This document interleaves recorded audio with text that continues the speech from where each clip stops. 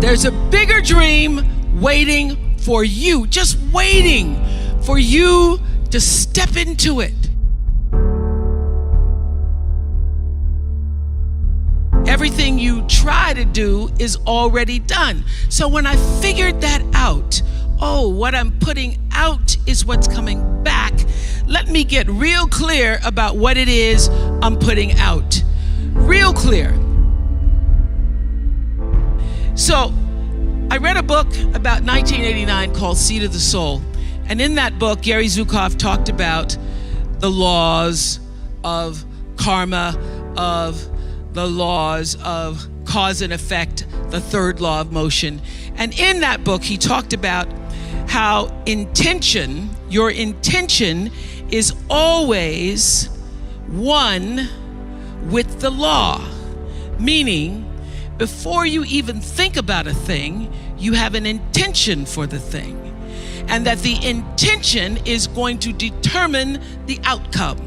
That's why the same people can go to the same church service and somebody walk down the aisle just to be seen to put some money in the church, and somebody else who just goes and just has a little bit to offer. The intention with which you give, the intention with which you serve determines the outcome. So when I figured that out, I went, whoa. I changed everything I did on my show. I called in the producers and I said, from this day forward, I will no longer be speaking to the KKK. I will no longer be speaking to people who are fighting each other in a way that it is damaging to the character of myself and other people who watch. From this day forward, I am only going to do intentional television. So it is my intention to fulfill the dream of the Creator. It is my intention to live to the highest calling and be pressed to the mark of the highest calling that I have come to do.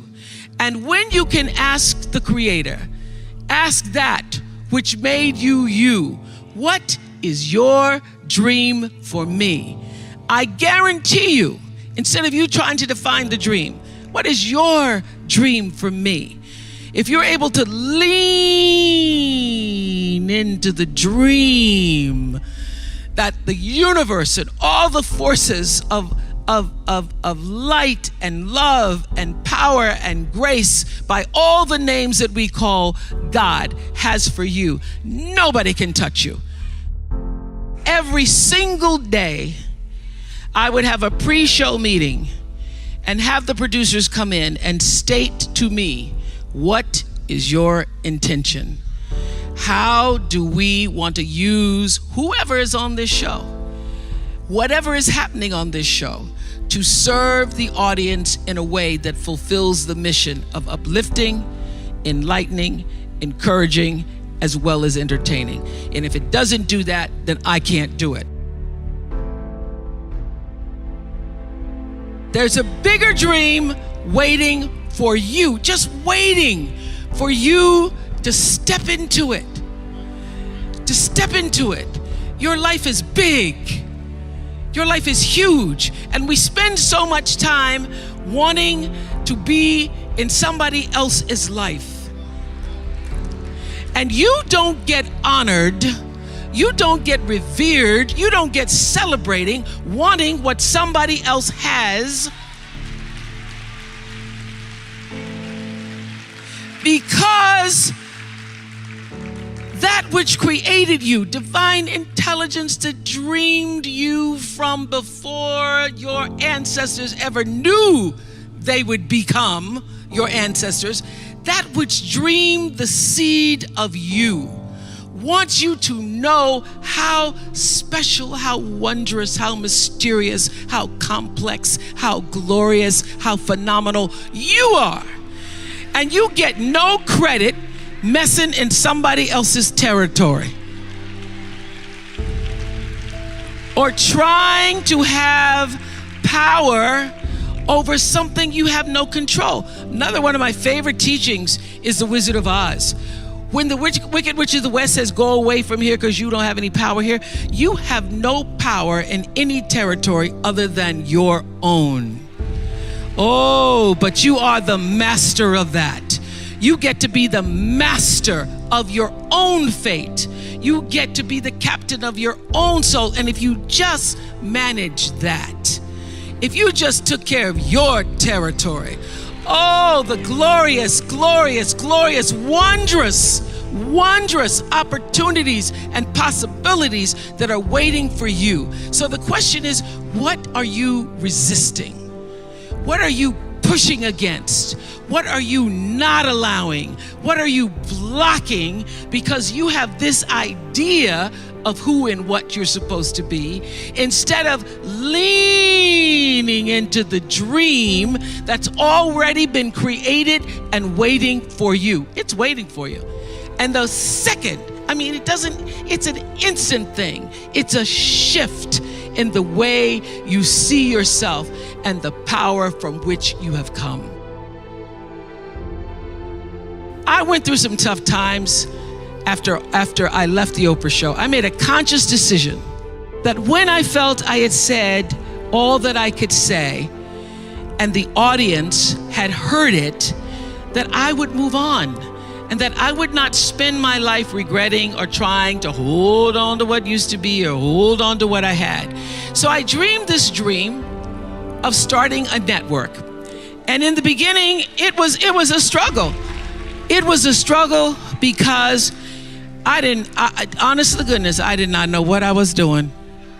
I was trying to figure it out. I thought that the Oprah show audience would follow us to OWN, and then I realized y'all didn't have cable.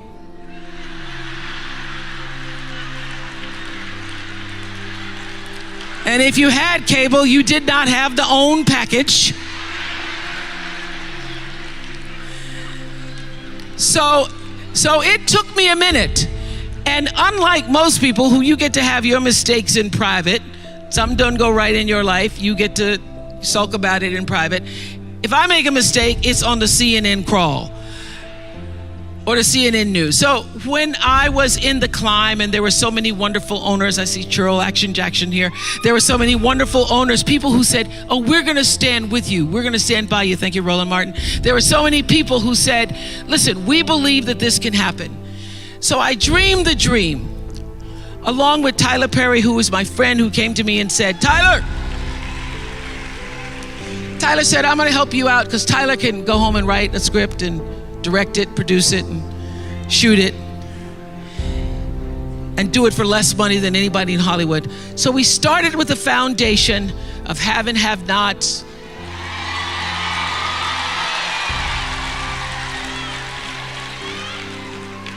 If loving you is wrong, love thy neighbor, Mama Hattie. And then I started to dream another dream about scripted television, because in the beginning I was told you couldn't do it. You couldn't do it, didn't have enough money to do it. And I dreamed the dream. I read Proverbs 11:28 that says, those who trust in their riches will fall, but the righteous will rise and thrive like a green leaf.